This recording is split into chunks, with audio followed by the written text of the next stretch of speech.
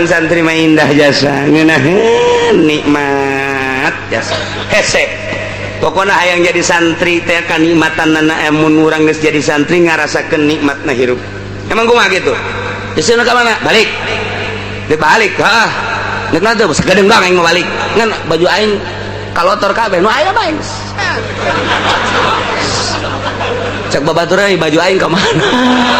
samping baju orang dibawa balik hujan menang saminggu datang di sini mah baju aing mah bawa ku aing jeung aing kalotor pake benges tenang asa nu nyana bae teh kahirupan santri masyaallah nikmat jasa nu mantak moal aya pang indah-indahna ketika jadi santri ngilahin yusuh masalah masalah hiji bae ngaji salat ngaji salat ngaji salat datang ke waktu nasa bulan kolot ingetan teu ka aing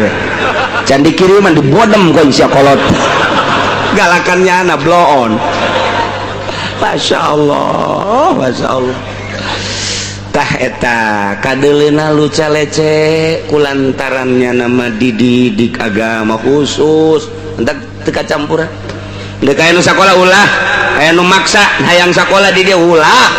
kunaon gitu moal kaharti ku budak sakola mah kahirupan pesantren engke nanya anak kacampuran isme-isme sakola ulah sakola mah sakola bae geus kaditu anti sakola lain anti ieu deuk dijadikeun pelopor-pelopor musholla pelopor-pelopor masjid lamun aya bangsa nu sakola-sakolaan gitu engke teu bagus nyebut dodna engke na waladhdallin ieu mah kena buleut dodna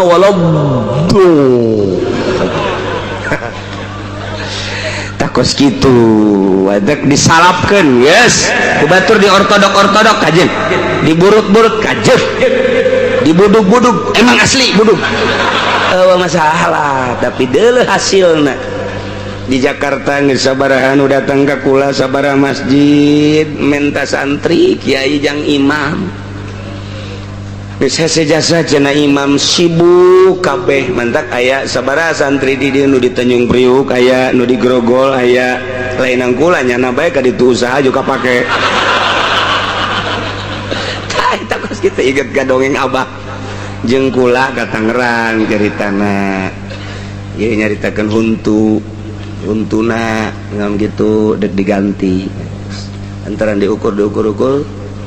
salat barang sholat maghrib barita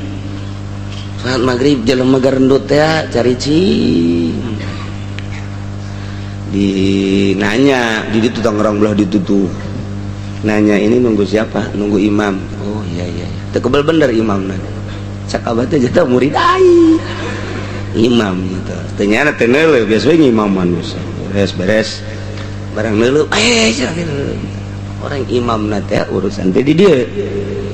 terus ngobrol di hareupeun masjid sia bisa jadi ngimaman di dia ke kiai ieu teh jelema-jelema garendut ngimam ka kula diangkat jadi imam emang sia kumaha mimitina kula dagang sayur didorong ayo asal maghrib kula maca Quran di asal maghrib maca Quran aya nu ngadengekeun ngadenge jarapi teh babacaanana kerapi kita jadi imam tadi nembung ngaju daek kebelah dina daek nah kula akhirna mah dibere imah dikawinkeun aju kuari jadi imam di dia alhamdulillah santri nu baheulana dianggap teu boga masa depan jadi imam hakim imam ka santri hakim ih kuari di Tanjung Priuk lah di dina luca lece mata budak baheula Hasanuddin urang Serang wah eta di Tanjung Priuk na pohara jasa kapan di dieu nama tukang asal isuk-isuk memeh ngaji wudu kala 2 piring kuarina jadi kokolot di Tanjung Priuk sabaraha santri teh eta kaparake sebab khusus diolahna emangnya nama jangkos kararit kuari ngaji ka kantor-kantor jadi imam sekitar di daerah kota matunya lagi terus ceramah masya Allah aja ikhlas santri mati lo yang dibayar ailetik mah jangan naon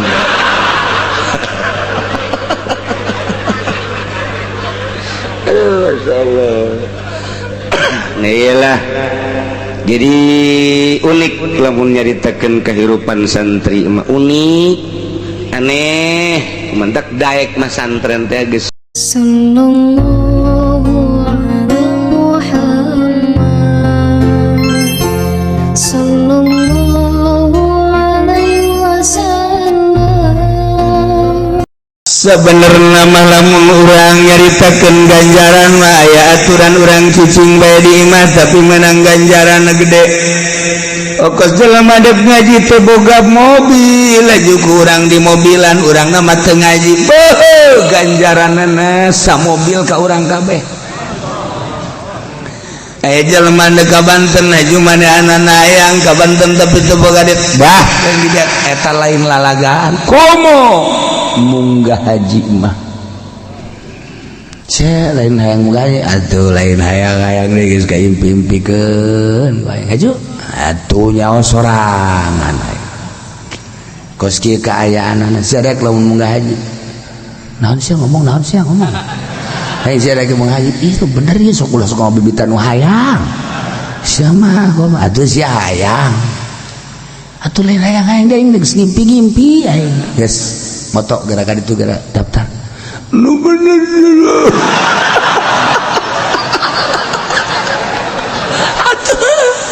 eta kan ditanya gitu kayak kumaha nu nanyana kan lamun nu nanyana emang biasa sok mere biasa sok ngaberangkatkeun ka denge urang kan bunga tapi lamun ditanya ku sieu misalnya dah yang enggak apa aya aya kita berangkat mama ayo kita berangkat bae maksudna heuh sieu leumpang boblong ditanya ku si eta teh aya urang ge atuh cita leumpang ka onceng ayo kos ngomong geus bener horenganan atuh nganyana mah bageur jasa nyana tah haji peni keur dahar jelema liwat atuh dibere bae masyaallah ku bageur-bageur teuing tos heuh keur dahar keur ngopi jelema liwat atuh dibere bae parah kabageuranana datang ka dinya tah malah mah deres penting ngabibita mah hei sia liwat los liwat na tah aing ngopi tah surudut zolimna ge zolimna deui tah mah ya Allah ya tah mah kos urang mau kado batur teu dibere mau kado sareungit jas lagi kado teh pohara jas nyana ge milutan aduh bangunan ngeunah ngakana meuli amoh kadanan ku mere eta mangana meuli jelema mah kan jelema teu boga duit bade kitukeun emang teu kasuat boga duit deleukeun ku aing sia aing meuli kado satrek dikahulusiakeun geus mulai teu beres geus aduh tak eta nu batak di hese neangan nu sauyunan teh tuh ieu karakter munafik seperti kos kieu ya Allah batur anu menang cilaka nyana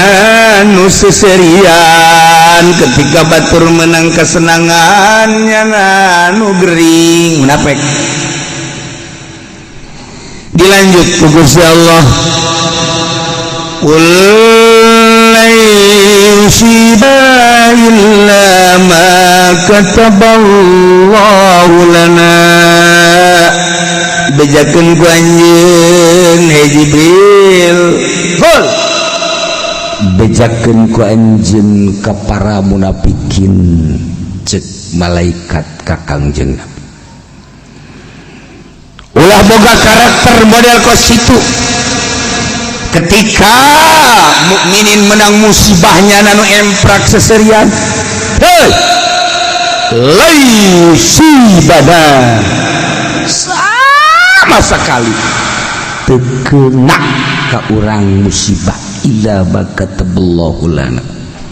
kecuali geus aya catatan ti Gusti Allah ka urang sadayana wa maulana Allah anu ngalindungi nu nulungan nu utar atur ka urusan urang sadaya Allah Masya Allah karim urang menang untung urusan Allah urang menang rugi nang Allah,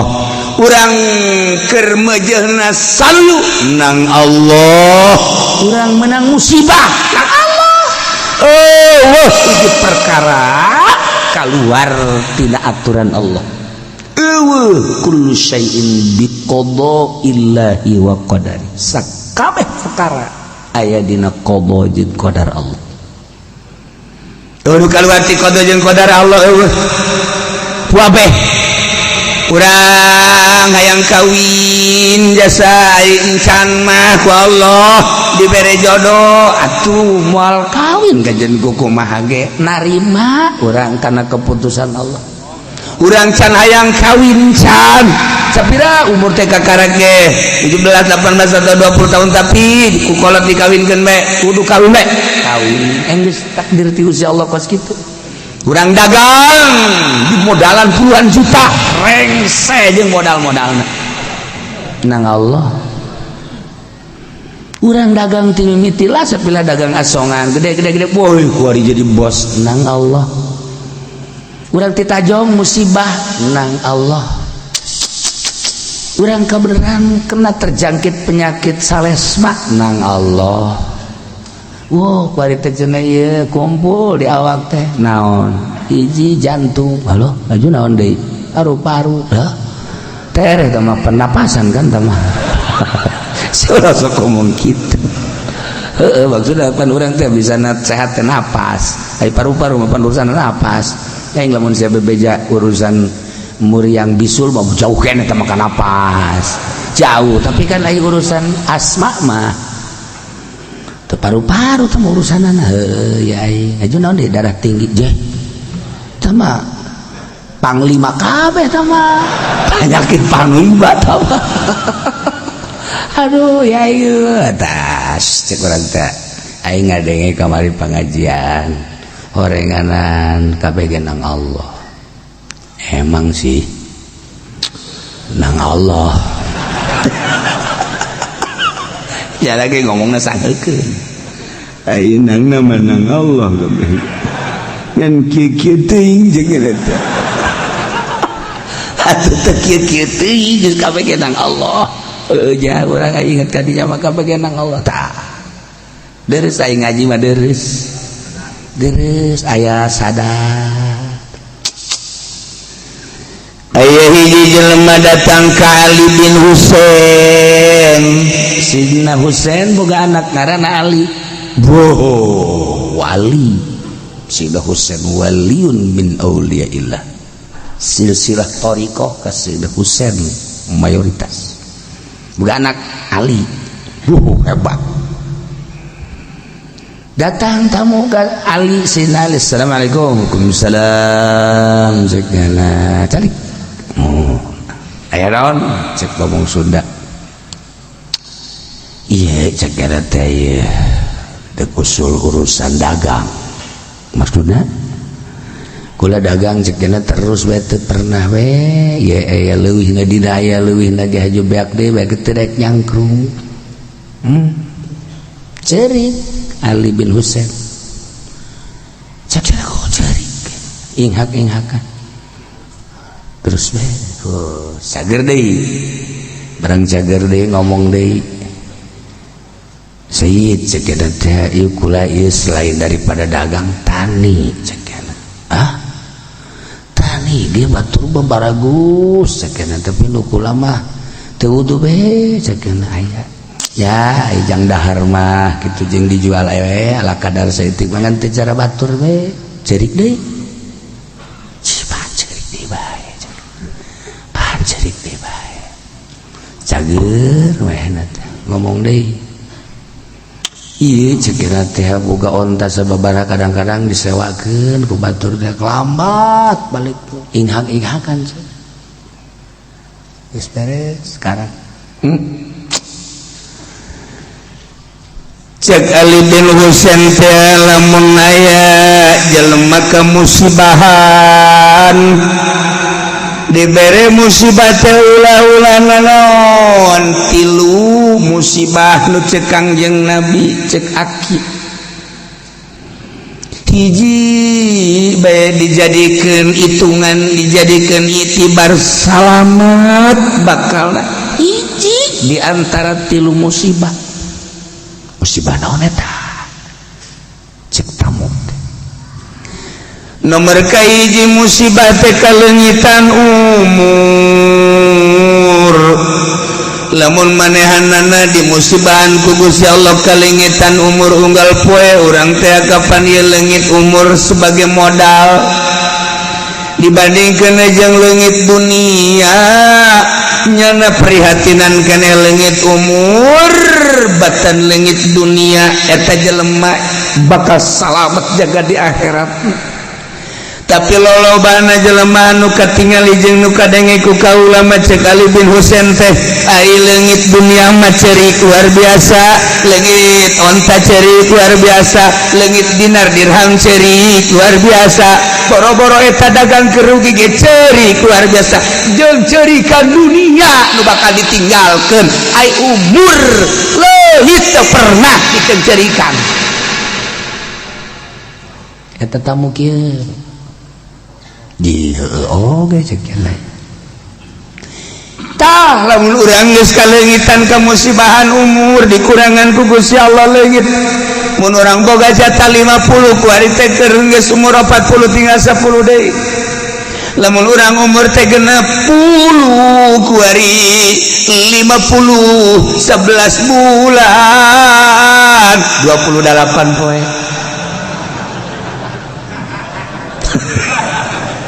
berarti tinggal 2 poin umur leungit tapi kurang teu pernah kalengitan umur teh poe anu lobaan pake ibadah apa lobaan pake maksiat ku aing teh poe anu kuari tibalik datang ka ayeuna geus sabaraha puluh tahun pernah urang nyengcerikan leungit umur sebagai modal Gusti Allah nalangsa teu pernah kunaon aya leungit senda jepit ceri Masya Allah leungit duit mending mun gede 10.000 ge ngadukunkeun aya beakna 82 juta eta kan garoblog na jelema eta garoblog na jelema eta kan Masya Allah cek MZ teh mata makan jelema teh kitu jatuh ketiban tangga ih leungit motor naon sia leungit motor beat na eta tahun sabaraha tahun 2000 Allah lu sakiaki oh ya kan ayo waduh kukula geus dikakiaikeun terus kadukun untuk kuari anu geus beak 25 juta kula yang sia goblok apa tolol sih leungit motor beat ambo beak 25 juta eta ka jelema tolol aing mah penasaran doang saya jelema anu malingna hayang jauh doang aing mah pokona mah henteu teh dikukumahakeun kakula ge loba kieu cenah kula leungit motor ieu mah hayang nyaho we jelema mal dikukumahakeun mal dikukumahakeun eta hayang nyaho teh naon hayang nyaho doang cenah geus nyaho mah pasti dibebek ku sia eta ngomongna mal dinaonkeun ta eta leungit motor mah eta leungit sendal mah eta leungit duit mah kainget-ingeteunana terus bae malah mah 15 tahun anu silam pernah leungit motor datang ka kuari inget ras hate asana nyongkelit jas hate ai hudang merereng jagaan inget ka motor baheula keur meujeun resep ka dunia mah ku cinta-cintana datang ka kagundam-gundamkeun 20 tahun silam 15 tahun silam masih kainget-ingeteun keneh tapi umur leungit musibah leungit dunia terus bae ditaliti musibah leungit umur mah tadi pirale cicing meta tamu bener kadua naon teh nu kadua musibah rezeki maksudna musibah rezeki teh kapan geus aya catatanana rezeki urang teh di Lauhil Mahfuz teh poe isuk dan selanjutnya datang ka maut ketika geus beak rezeki urang pae lamun aya kana mari cijamolo ka perkuajen teh goreng adag-adagan ge nu jadi masalah musibah dagang musibah usaha lamun manehanana usahana nu penting mah meraih dunia keuntungan sebanyak-banyaknya tidak ada perhitungan halal atau haram kaye kamu sibahan rizki model kos kitu teu pernah tafakuran dijadikan itibar padahal lamun dagang lamun tani mun usaha manehanana make perjalanan nu halal usahana bae diganjar komo hasilna aju dibikeun ka anak pamajikan disodakohkeun disabaraha lipat ti mimiti berangkat dagangna ganjaran kemudian hasilna ganjaran kemudian dibikeun ka anak incu ganjaran disodakohkeun ka fakir miskin ganjaran dibangunkeun ka majelis taklim ka masjid ganjaran da teu inget ka dinya lamun halal jadi ganjaran tapi lamun haram disodakohkeun teu jadi ganjaran didar bakal jadi laknat ti Gusti Allah musibah pada kos kitu kunaon teu dipikir laporan anak ngan sakadar leungit ieu leungit itu kurang ieu kurang itu aduh sugan teh didoakeun orang dicarekan lain carekan urusan anak ieu lain jang sia engke yang tahun 2019 jelema loba nu kos kitu tuh tahun 2019 di mana itu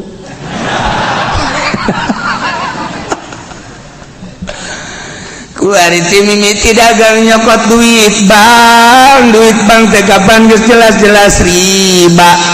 belah ditunda kapan katibuhu wa syahiduhu kabeh juru tulisna saksina pelakuna geus jelas kabeh eta teh neraka kabeh wari mayoritas teu bisa bank anu ternama bank anu keliling disebutna bank naon kana nyarahol kabeh tarolol goblok sia dasar pemain bank kabeh meureunna ya Allah ya Rabbi kunaon lain dadehem tolol sia datang ka paeh bank keneh bae kita urusan rezeki musibah ketika orang make duit anu haram nyokot lagi geus neraka ngagolangkeun lagi ka neraka hasil lagi kan jadi neraka ketika kurang dibikeun hasilna ka anak pamajikan neraka sarua bae kabelah dituna disodakokeun emang bakal jadi sodako haram bae moal jadi sodako tah musibah eta teu pernah dipikir cek Ali bin Husain aduh cak tamu teh aduh lain aduh tuh moal kenal teh hirup teh make jeung asal bae boh kumaha carana ieu hayang kebeli motor teu bisa meuli motor teh kredit nah ieu kredit dua harga satu benda dua akan iya nu bahaya ge kredit khusus kredit halal kontan jeung kredit akur harga halal iya satu benda dua akad beda harga haram kuari naon atuh nun teu haram kuari naon hayu ngaji mah terus bae ngaji unggal minggu ngaji asup deui kaburu paes sia ditirahan ngeureunana ngredit sia jita Ali bin Husain musibah cek manehanana ieu teu pernah ditolerir musibah kunaon teu pernah diperhitungkeun masyaallah karim duit nu kos kararit da kumaha ya Allah ya Sayyidina Umar begitu manehanana jadi khalifah kemudian gitu Salman Al-Farisi diutus kita jadi gubernur di daerah Madain deket ka Iran dirinya teh tidinya manehanana jadi gubernur barang diteliti eta luar biasa jujur jeung adilna kejujuran jeung keadilan sanana parisi teh tandingan cek masyarakat hanjakal mah hiji teu daek ngarobah pakaian, dua teu daek ngarobah tempat, tilu teu daek ngarobah dahar. Padahal mah cek masyarakat terutama bisikan-bisikan di sekelilingna pannyana jadi gubernur atuh hiji make pakaian anu layak, dua patempatan jasok katatamuan kepanti berbagai penjuru daerah, tilu dahareunana atuh. Sina Umar ngadenge kitu cerik Sina Umar cerik nyencerikan masyarakat asal ras inget cerik telila datang Salman Al Farisi teh diiring ku tokoh-tokoh masyarakat maksudna dek galaporkeun soal eta tah urusan kenegaraan. Alhamdulillah Masya Allah cuman hiji be ieu Salman mah pakaianana eta be jeung eta bangunan boga dua doang itu diseuseuh eta dipake, mun eta diseuseuh itu dipake geus disiap-siapkeun ti Baitul Mal nya mambunge. Mereka hiji kedua ieu tempat teu layak jeung seorang gubernur, tilu tempat-tempat makanan jeung minuman, opat makanan jeung minuman eta tah anu dilaporkeun. Cek Sayyidina Umar teh kula teu salah milih gubernur, feeling kaula hati kecil kaula teh pas nyen gubernur model anjeun Salman. Bener anjeun kitu leres. Ieu mah deuk ditanya bae alasan anjeun nu mantep teu daek ngarobah kitu bae kumaha? Kieu ya Amirul Mukminin, abdi dibere mandat alhamdulillah ku abdi dilaksanakeun sakumaha mestina. Adapun urusan pribadi abdi urusan abdi boga baju ngan sakikeuna lain teu kabeuli, teu kudu nyokot ti Baitul Mal insyaallah, tapi abdi teh hayang hiji. Nomor kedua tempat teu kudu nyokot ti Baitul Mal, abdi ge siap jangan bangun pribadi jang pribadi abdi, tapi abdi teu. Nomor katilu urusan dahareun jarang masyarakat mah dibere pedah tempat na hungkul atuh sapeda tempat naon hubunganna dahareun jeung tempat.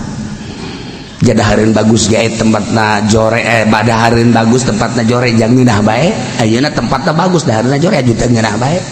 Cek Sina Umar bener oge. Teu naon hubunganan. Urang boga tempatna bagus tina emas tah, tapi dibere ka dinya tek bae naon eusina bubur nu geus 5 poe nu kumaha? Emas teh emas. Urang make batok, tapi waduh bubur kacang ijo campur ketan hitam. Iya, pakai santan semua amit. Iya, ya Allah ya Rabbi Gusti. Diindogan setik. Wah. Ada. Gila jasa. Tempatnya batok. Nu tadi emas, tapi bubur geus 5 poe. Naon hubunganna dahareun jeung tempat? Temengan sekarang babanggaan doang. Kayak kipu doli. Adonya nama boh, lamun diondang teu 5 gelas terjadi ceramahna. Kudu 5 ge numpul dek. Abo budak empol deh mun ceceklan terjadi kudu ceceklan keur ieu bari geus tobat tuh sia mah dasar hasud tuh ala salala laon bane Salman cek Umar matak teu hayang hiji besi dianggap teu nuturkeun ka Kangjeng Rasul abdi teh pan milu jeung Kangjeng Rasul teh ja Kangjeng Rasul teh pakaianna ku abdi ditiru model abdi kos kieu Kangjeng teh teu pernah nu bagus-bagus ketika abdi naros ka Kangjeng pakaian ieu Salman Kangjeng teh selalu make pakaian anu hareuras teu pernah nu lemes ditaros ku Salman tuan kok nganggo acukna kos kitu bae Salman moalila di alam dunia ulah sok ngeunahan pakaian ke di sorga hayang pakaian nu kumaha ge tah inget ka ucapan Kangjeng cak Sidi Umar kagagas cak cenah ke zaman urang babarengan jeung Kangjeng Rasul coba iya mana tan wakur jeung Kangjeng Rasul mana ye cenah ieu budaya leg-leg Gus ya budaya leg-leg Gus ya ayo kunaon teu nuturkeun saya nuturkeun saha sia kos kitu teh pakaian tah ulah leuleuh ka dieu sia mah emang kos kieu mah bangka waras ya geus atuh minimal urang geus salat bae nuturkeun ka kajen geus ai kos kieu mah ya mapan lain hidup sholat pakai batik giliran ke pasar pakai jubah deh kabeh pajar supi ini gara oblok kabeh tarolong atuh ya Allah hari ini ngaji mah biasa bae wow dok sholat pakai biasa bae meuy ke pasar udang-udang dipakai Masya Allah bener mah edan lepas nomor kaduana urusan imah sapira imah ya Amirul Mukminin Nabi teh mualila bakal ninggalkeun alam dunia sedengkeun ke di akhirat teh kapan paling embung abdi ditanya soal dunia ai kitu mangan saya aya doang lah abdi gampang ke ngajawabna jageninganan kurang kumaha Kangjeng Rasul teh manusia anu haram ka neraka jelas boga jaminan sorga tingali bumina penduduk surga nu Kangjeng teh di mana-mana urang bada lebet ka bumi Kangjeng teh kudu mendek di mana-mana Kangjeng mantas kulem teh geuning katingali dina tonggongna teh tertera urut palapah kormana ahli sorga nu jelas-jelas jaminan sorga bener kos kitu mah nya abdi deuk ngaleuwihan Kangjeng cek Sidina Umar kagagas baheula urang bareng katilu urusan wawadahan atuh sapira wawadahan abdi mah teh kudu nyokot ti Baitul Mal ku abdi sorangan ge insyaallah hayang nu bararagus tadi pasar Ambalaya tapi geuningan anu diperlukeun mah kapan teh eusina lain wadahna ari wadahna mangan sakadar babanggaan sosombongan doang sedengkeun nu babanggaan nu sosombongan teh kapan meureunan di akhiratna bakal disiksa abdi embung ku gara-gara gelas gara-gara piring aju abdi kena siksa cek Sidina Umar bener-bener kagas tah sakitu tamah abdi dek dilanjut jadi gubernur mangga sama urusan pribadi abdi urusan kemasyarakatan sesuai jeung aturan insyaallah abdi ngarti abdi teu ngarti pasti abdi lapor naros ya Amirul Mukminin masyaallah ceurik Sidina Umar jeung eta nu milu ge careuri kabeh ai kos kitu batu lainnya na bae ya urang ge meureun bakal ditanya di akhirat lain Salman bae urusan baju urusan imah bareng Salman anjeun terus jadi gubernur kami bakal nuturkeun anjeun imah kami nu aya dek dibeukeunnan ka fakir miskin kami malah dek saaya-aya bae tuh nasehat ti waliullah maka rasa ka jantung coba kiai nu kumaha saudara marilah kita sama-sama membangun masjid ayeuna nyokot duit masjid tolong lain akan pun sia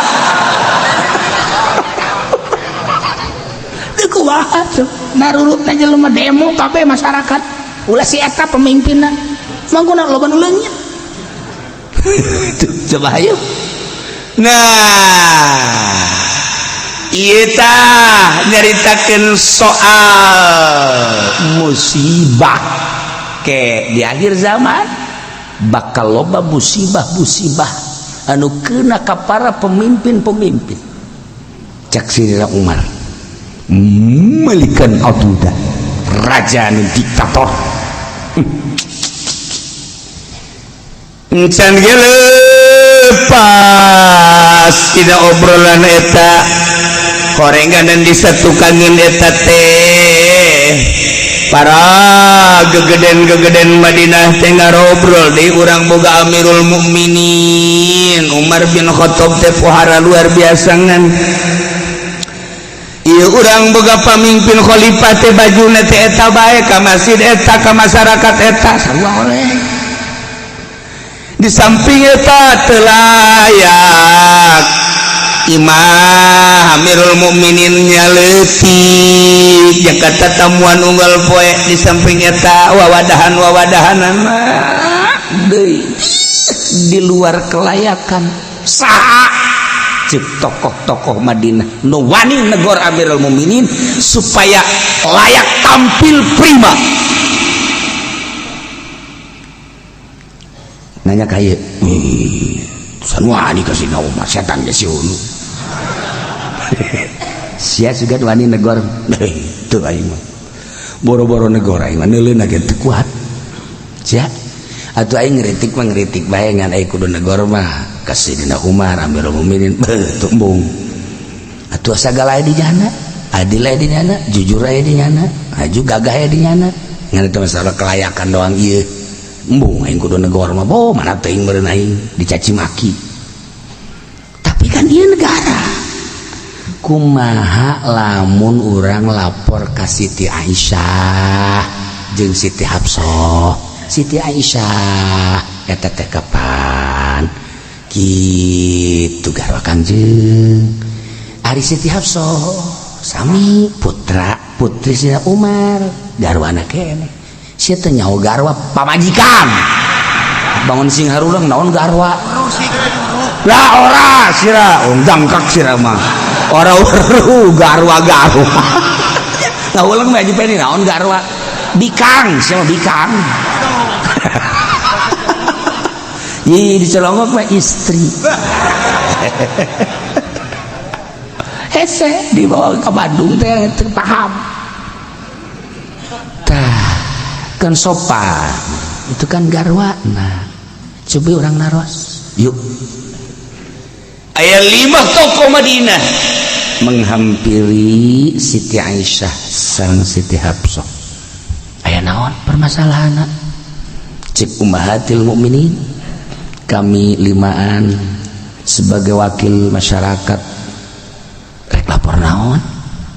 ngalaporkeun tentang kelayakan Amirul Mukminin oh Abah Abdi cek Siti Hafsah mohon kitu teu adil teh jujur sanes mah sanes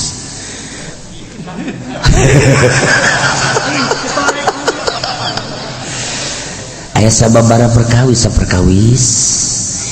ieu teh patali sareng acukna raksukanana kirang layak margi di sekitarna teh kapan seueur tokoh-tokoh ku ayana sakitu kami siap mangmeserkeun bade nu kumaha mina henteu kana hate ngomong kos kitu teh aduh asa dikipasan teh kan mina kadua perkawis batali sakeung sareng ieu bumina henteu layak kanggo Amirul Mukminin teh kami siap mangbangunkeun katilu perkawis ieu perkawis wawadahan tah eta teh supados katinggalina sargep we kitu teh insyaallah puyang ngadanya dan lain ngomong tersebut ayo orang apa teh ya nomor kahiji asana ngeunaheun kana jantung teh sebeuh perasaan sakumbahan kurang kasaksian ayeuna perang Irak perang Suriah aya nu lain perang acan Rohingya jeung sajabah-sajabahan penganiayaan kafir terhadap muslimin jelas geus di mata urang dibuat berdaya urang sebab nyana geus ngebogaan kekuatan seakan negara ieu dipermainkeun ku dua satu adalah Amerika kedua adalah Moskow Uni Soviet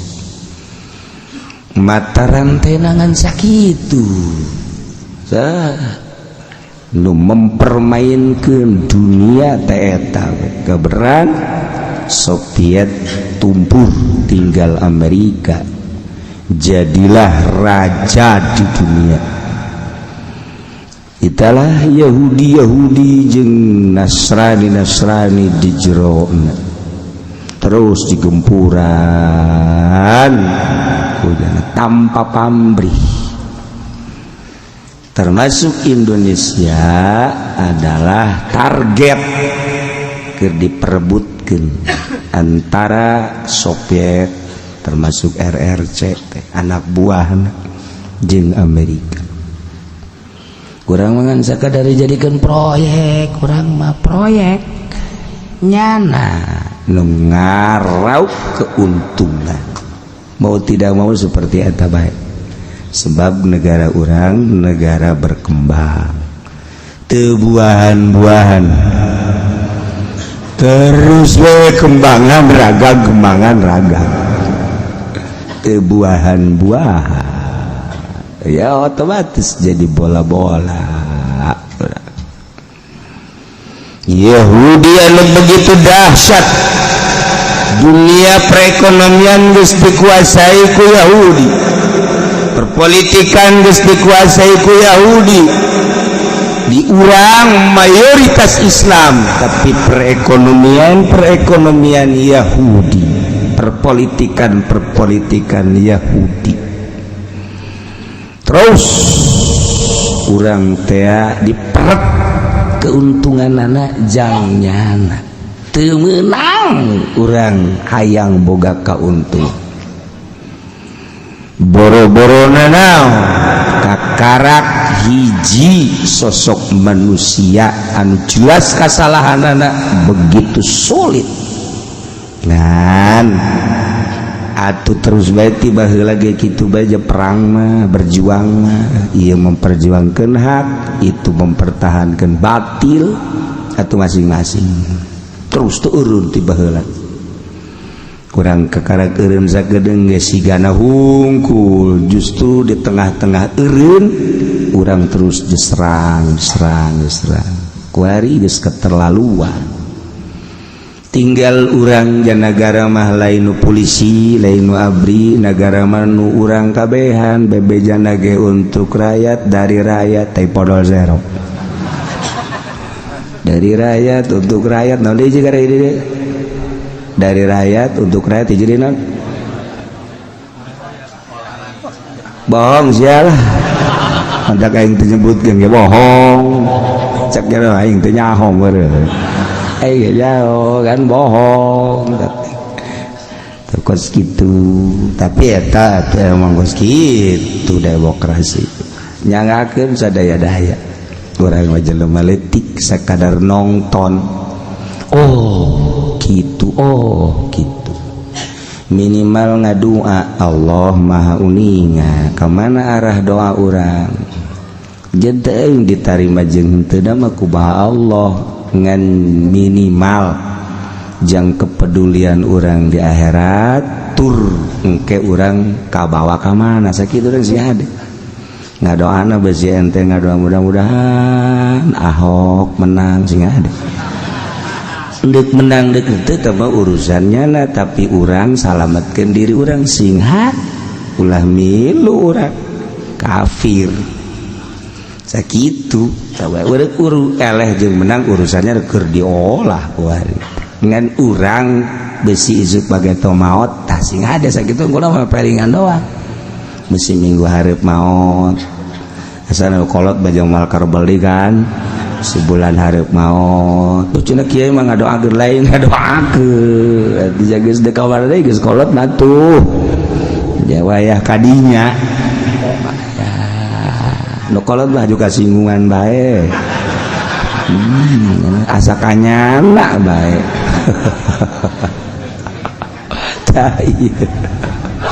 ya Allah sigade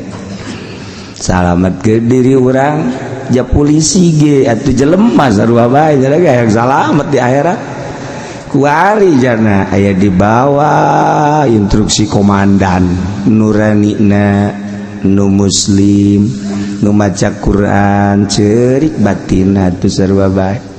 je polisi emang polisi juri jelema sarua atuh jelema lagi batin nama ya Allah ya Rabbi ya Allah ya Rabbi ya Allah ya Rabb deh moal teu kajeun kumaha ge menangis ketika nyara diinstruksikan ku komandan sumpah militer ieu jadi masalah nyanggakeun sadaya-daya urang polisi lain abri lain RT lain sugih henteu bisa ngaji henteu di sarua bae boga sepeda kempes malulu atuh ngadoa nu lempeng ka Allah jalemetkeun awak je aya si hade kula sakadar si hade geus sabodo ka ditu da mah coba lamun geus disiksa cara Israel deuk kumaha ketika awewe dibunuh tanpa salah beres awewe budak leutik anu teu bersalah penjarakeun paeh di jero penjara budak leutik naon salah kunaon nyana make ribedeun ka budak leutik lantaran budak leutik di Israel model 7-8 tahun talar Quran ya ini aya ka modelan bae ku Gusti Allah 12 tahun spaseh nyana geus siap angkat senjata besi urang bertanya tanya kok budak leutik si dianiaya budak leutik di Israel teh maca Quran parase di Palestina talar Quran cerdas nu mantak nyanda teh kewalahan budak leutik dibombardir dia tembakan teu meunang azan di Aqsa instruksi langsung seakan geus dikuasai orang Palestina dibunuh secara perlahan-lahan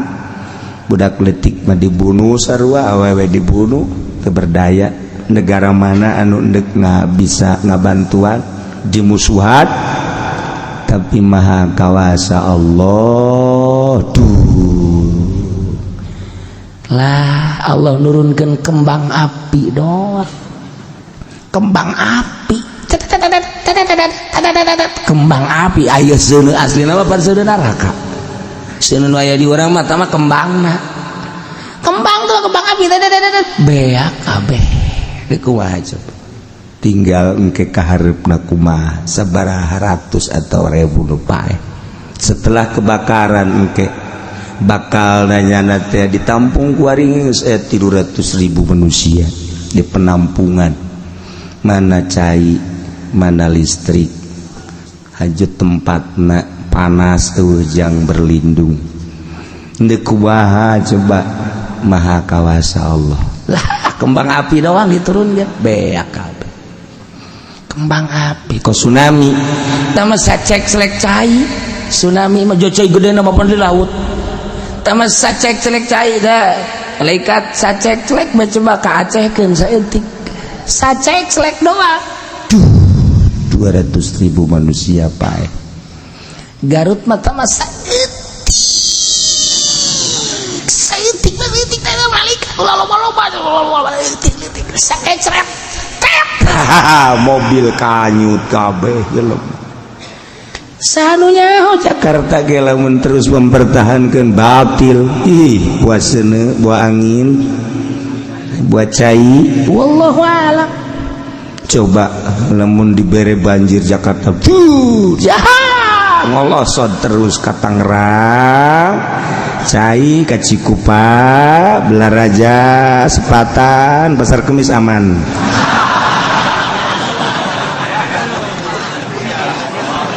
tapi ke pondok maka dinya aya kayak teh aja lah kawasa Allah jadi Israel ge perumahan muslim aman deh kumaha coba belah dia ka huru belah dia ka ieu henteu deh kumaha coba ayo ya Allah ya Rabbi maha kieu bae innallaha falikul habbi sanyana Gusti Allah nu ngajadikeun kana sisikian jadi tatangkalan jadi buah ta eta nu ngajadikeun sisikian nu ngajadikeun tangkal nu ngajadikeun daun ngajadikeun kembang ngajadikeun buah di dahar ku mane eta saha nu ngajadikeun sampaikan Muhammad ka umat anjeun nu ngajadikeun teh aing nu maha sagala-galana profesor doktor insinyur ngan sakadar ngalasarakeun nyana melak doang nu ngajadikeun aja aing kunyana dipelak ai ku aing teh dijadikeun atuh henteu bae kunyana teh dipelak ai cak aing jadi mah jadi bae nu manta kacang diteundeun bae ku urang di juru sabulan bae teh dikaluar-luarkeun di poe henteu woi jara radi menang sata ngajadikeun nang aing kunaon nu mantak dijadikeun moongan teh ditong-tong kunyana yang dijadikan baik geus jadi tuh eta nu ngajadikeun teh aing innallaha falikul habbi masya Allah karim bejakeun besi pajarna ngajadikeun petani besi pajarna ngajadikeun insinyur lain innallaha falikul habbi wan nawa siki korma biasa nama sisikian teh kapan belah tapi siki korma mah hijian teu belah siki buah belah siki kacang buah belah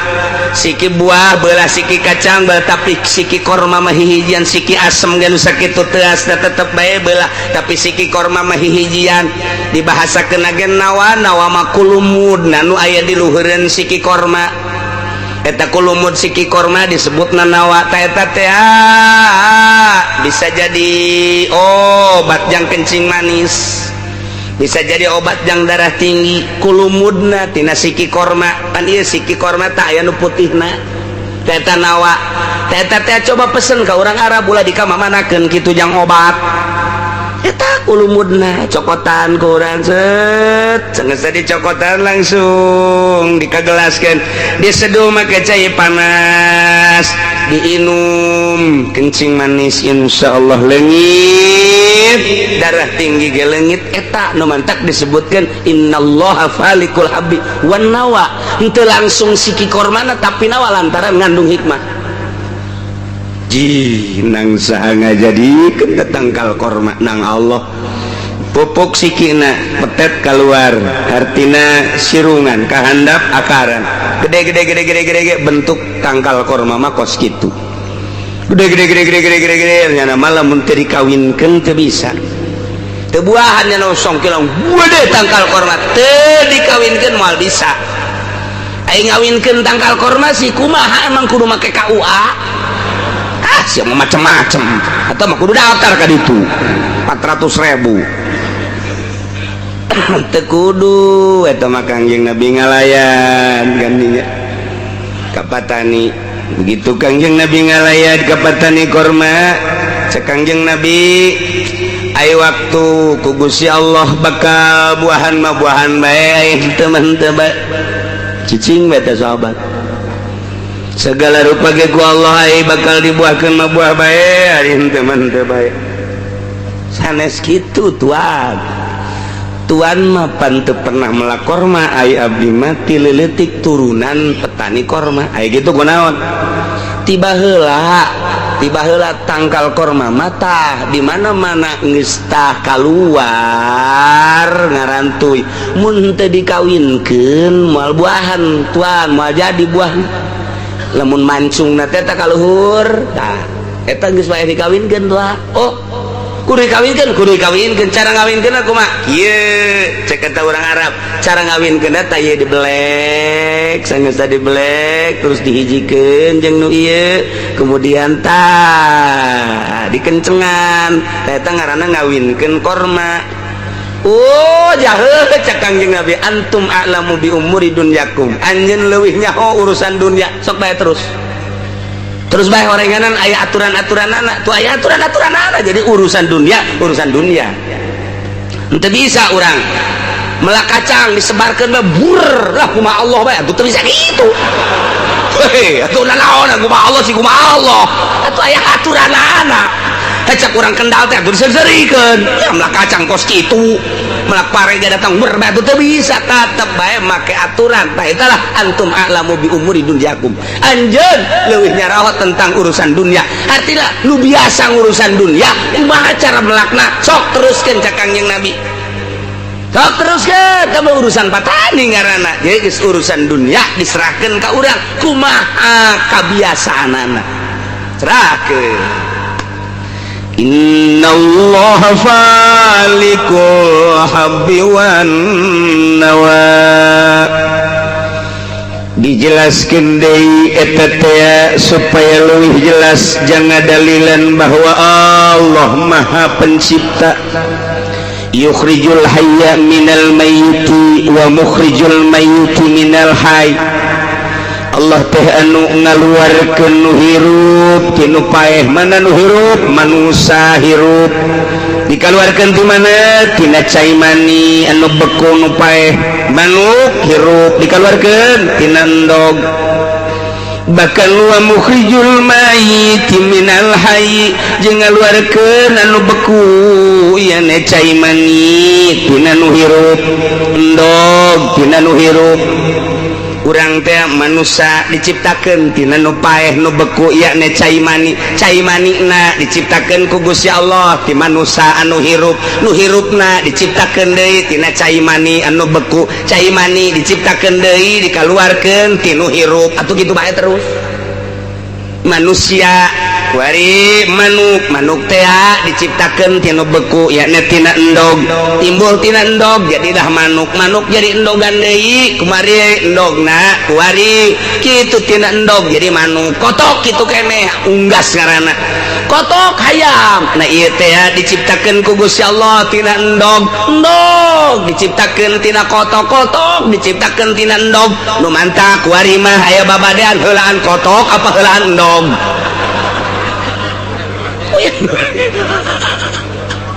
hayu sia tah sarua bae helaan awi teh helaan iwung manya helaan iwung ai iwung biji lapan teh awi oh nya helaan awi atuh awi ti mana aya iwungan helaan iwung atuh ai iwung depan timbul ti awi moal datang aya iwung aya lamun awi ti awi atuh ai awi depan tina iwung datang ka kiamat sia moal beres otak jeung dogelan mana nu bisa ngajawab iwal ti Abu Nawas bisa ngajawab aja nailah manusia tina sperma ti manusia ti sperma ti manusia ieu nu ngaluarkeun sperma ti manusia saha Gusti Allah nu ngaluarkeun sperma ti manusia Gusti Allah nu ngajadikeun manusia ti sperma Gusti Allah istimewa Gusti Allah mandek ngajadikeun manusia tina sperma sakali asup doang sat karahim awewe nutup langsung diproduksi melalui sel-sel na didinya teh terus sperma teh 40 poe jadi getih kimpal 40 poe deui jadi daging kimpal 40 poe deui ku Gusti Allah mulai dibentukeun 3 kali 40 berarti 120 poe 3 bulan ngaranna ta eta teh geus mulai 4 bulan ngaranna mulai dibentukeun ku Gusti Allah dikirim malaikat Jibril yang nuliskeun masalah hiji masalah umurna 2 masalah rizkina nomor katilu masalah pagaweanana nomor kaopat masalah salamet jeung cilaka na jaga di akhirat aya yakni sorga jeung neraka urang borosot ka alam dunya geus mawa dokumen 4 umurna rizkina pagaweanana sorga jeung nerakana geus aya dokumenna tah kakawasaan Allah diproduksi ku Gusti Allah loba jelema subur jasa awewena subur salakina subur terus bae dijimakeun cai mani keluar sapeuting sagelas tapi tidak akan jadi manusia majir ngaranna majir sapi majir bagus lintuh aya awewe mah majir pencit habak lantaran kangjeng Nabi genita ka urang kawin teh kanu loba anakna al-wadud al-walud wadud dan sangat cintaeun ka urang resepen jasa ka urang di mana-mana manehanna resepen ka urang bakal timbul rasa deudeuh rasanya di mana ge urang diperhatikeun bae urang bangunanna teh dihormat bae lantaran nyanana pinuh ka deudeuh jeung ka resep ka urang dahaga kunyana dibawakeun cai urang kitu lapar dibawakeun sang urang aya ngopi dibawakeun kopi urang bangunna kapanasan dihihidan kunyana kebal-kebal mah diketrongkeun ka urangna sial dasar tuh eta deudeuh al-wadud loba anakna baheula malamun ditanya kiai teh kiai gaduh putra sabaraha 17 mantep tak kadenge kaceulina deg be teh kotok rintik mah teman paling setik kiai sabaraha boga anak teh 12 baragus kiai boga anakna loba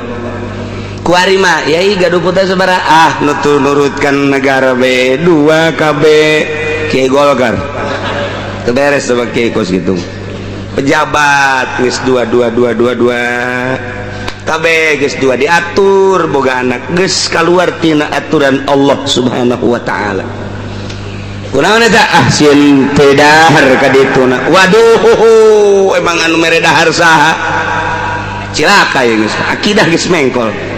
tah rempan cenah ka dituna beusi teu kadidik atuh tinggal dibikeun ka pondok pasantren didikeun mantak loba anu ngeluh kiai cenah anak kula bandal jasa cenah teu nurut jasa ka kula baheulana dipondokeun dan henteu dinaon kitu sakola atuh memang parantina sakola mah kos kitu namun masantren hajur ada Badung eta dipertanyakeun ai sakola memang jurusan Badung bego ngeluh cenah anak mabok bae mondok henteu atuh kajeun teh mah parantina mabok ka ditu Bro, anak kula cenah anting nok bola de jasa lalaki tahu lalaki puguh kiai make ieu ka dieu naon garang-garana anting segala kongkorong segala waduh lalaki tahu we lalaki keur ieu mondok henteu biasa kos kitu was antapkeun bohongan teu masantren deuleu tuh pondok pasantren mah santri da geus sararieup isuk-isuk santri mah beda jeung batur kumaha bedana batur mah weur ka pabrik nya nama rongkol keneh santri khawarikul adat emang pualieun atuh santri geus teh nyaho karamean dunia nya nama teh nyaho nu ka kantor nu ka pabrik nu ka ladang jana wak masih keneh kerek udang jam 8 berak serpi amat serpi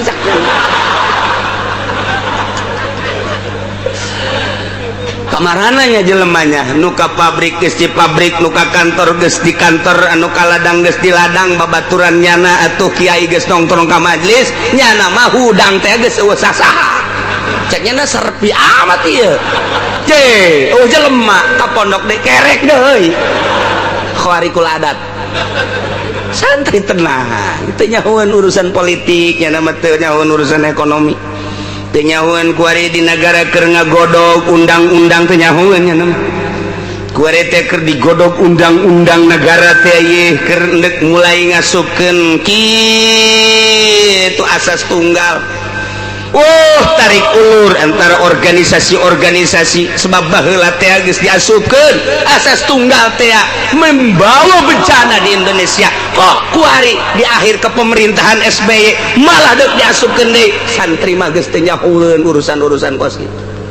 teu nyahoeun sabodo teh urusan kos kitu ieu penting mah aing ngaji salat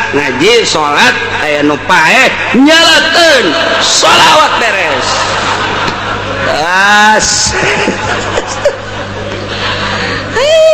santri mah kahirupan geus beda nya mah tuh isuk-isuk di jandela kieu beta di jandela mandi encan naon encan santri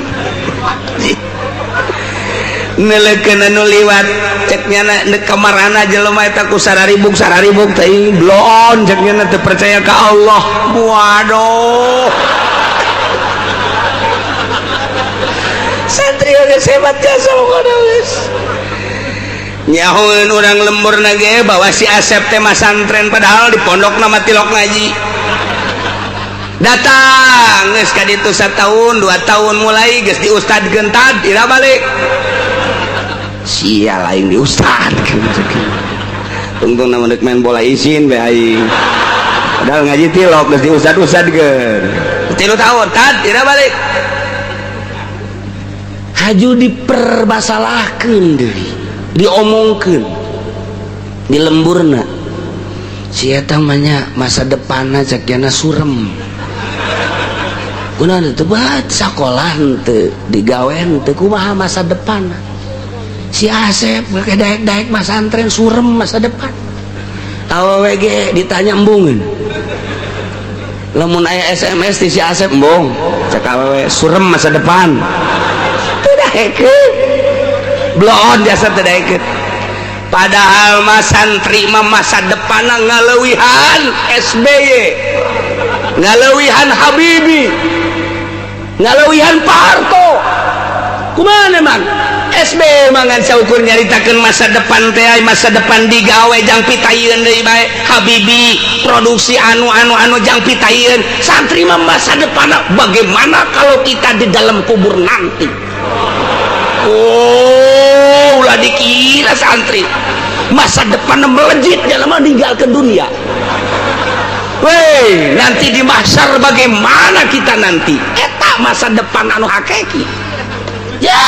urusan di dunia mah tadi dipimpin ku negara bakal dalahar bae. Jadahar mana yangan sorangan, lain titah kulura. Tapi engke di akhirat. Tuh, si Asep geus mulai ku ari masa depanna geus ka akhirat bae. Merenungnya ngaji tilok naon tilok.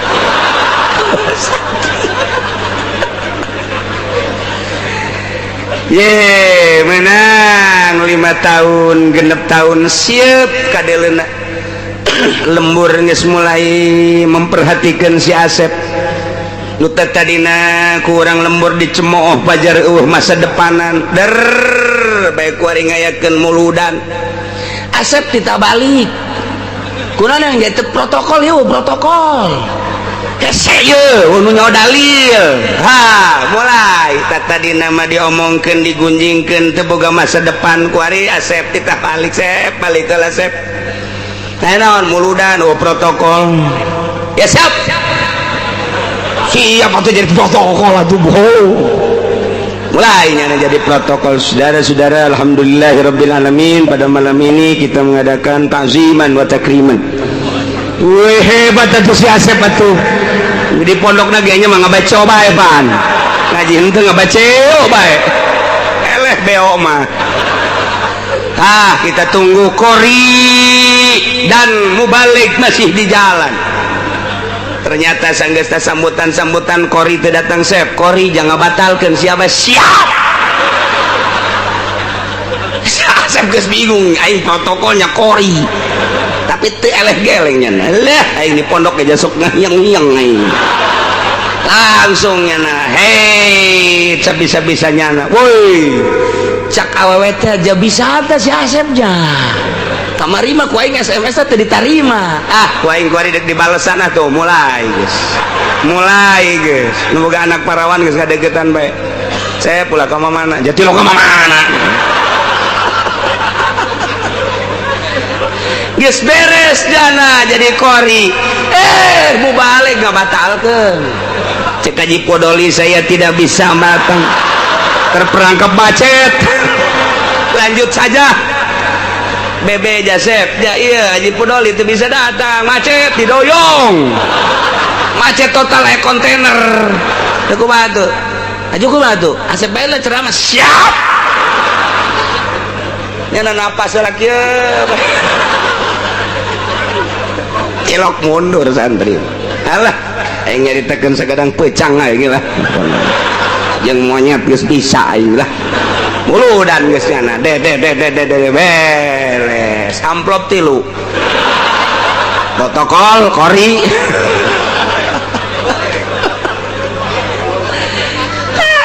Hartina santri mah begitu berangkat ke pondok bangun luca lece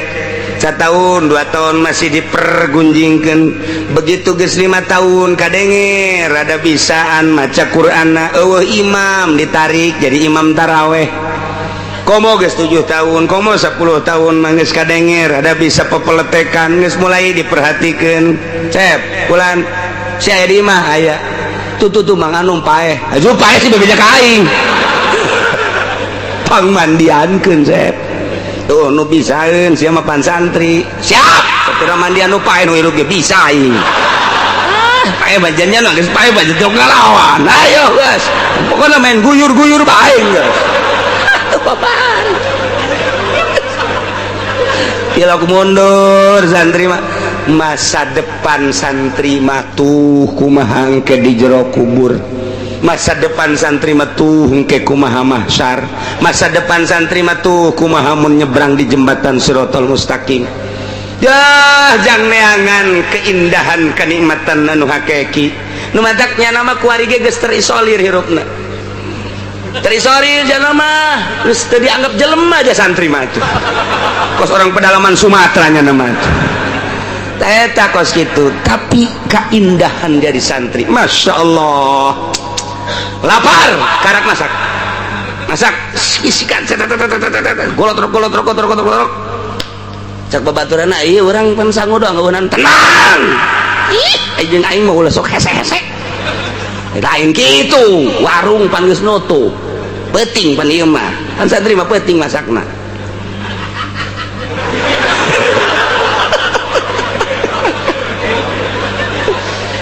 Babaturan anak ieu urang lauk asin teu boga bawang teu boga mah nya sangu doang sia mah tenang cek aing tenang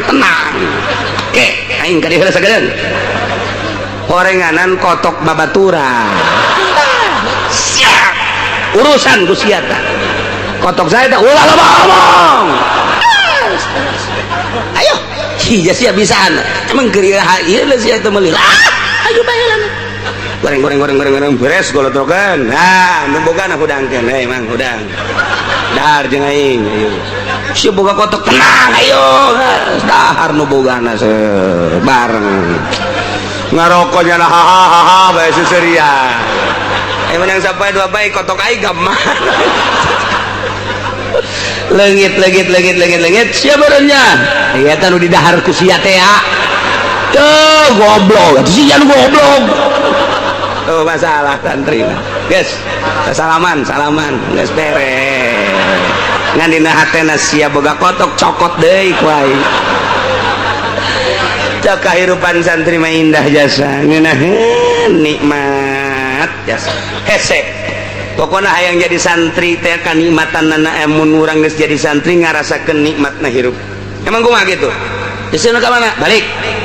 dibalik nek nanti segadeng bang aing balik ngan baju aing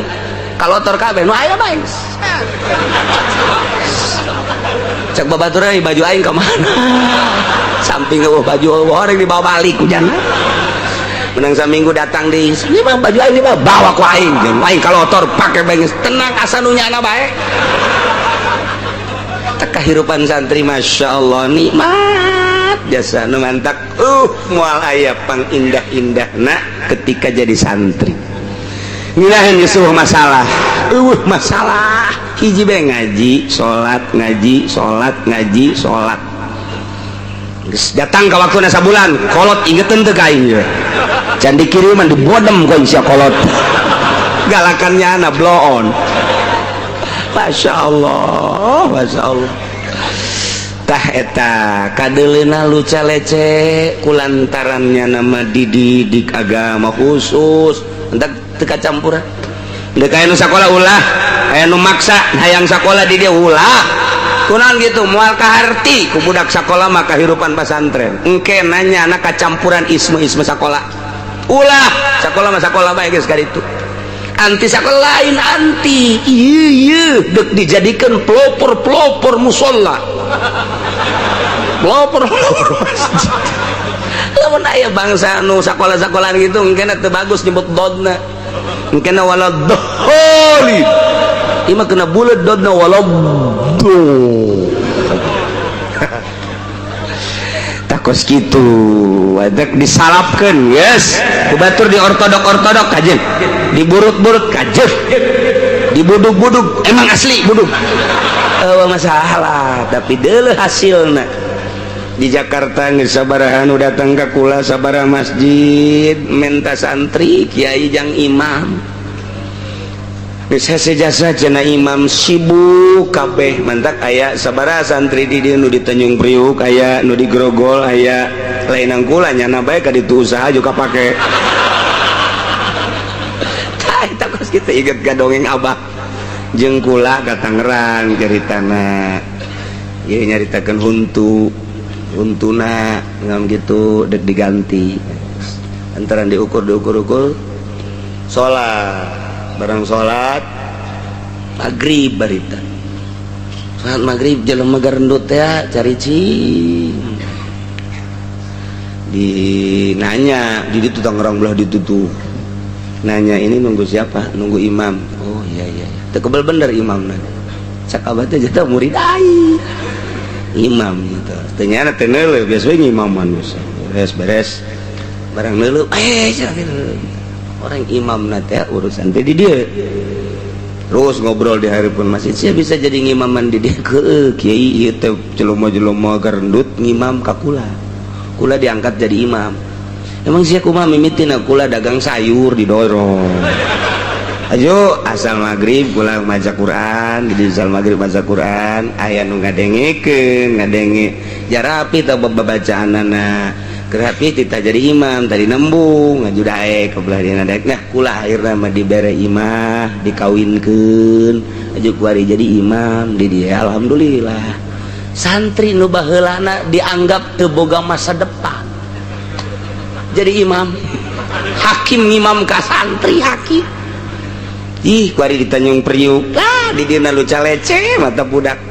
baheula Hasanuddin urang Serang wah eta di Tanjung Priuk na pohara jasa kapan di dieu nama tukang asal isuk-isuk mah memeh ngaji wudu kala 2 piring kuarina jadi kokolot di Tanjung Priuk sabaraha santri teh eta kaparake sebab khusus diolahna emangnya nama jangkos kararit kuari ngaji ke kantor-kantor jadi imam sekitar di daerah kota Matunya lagi terus ceramah Masya Allah aja ikhlas santri mati loka yang dibayar ailetik mah jangan naon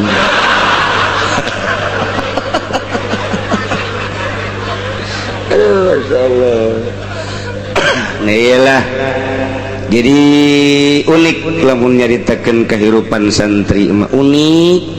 aneh mentak daek mah santren teh geus untung indungna untung bapakna sebab eukeur memperjuangkeun agama sabilillah Sallallahu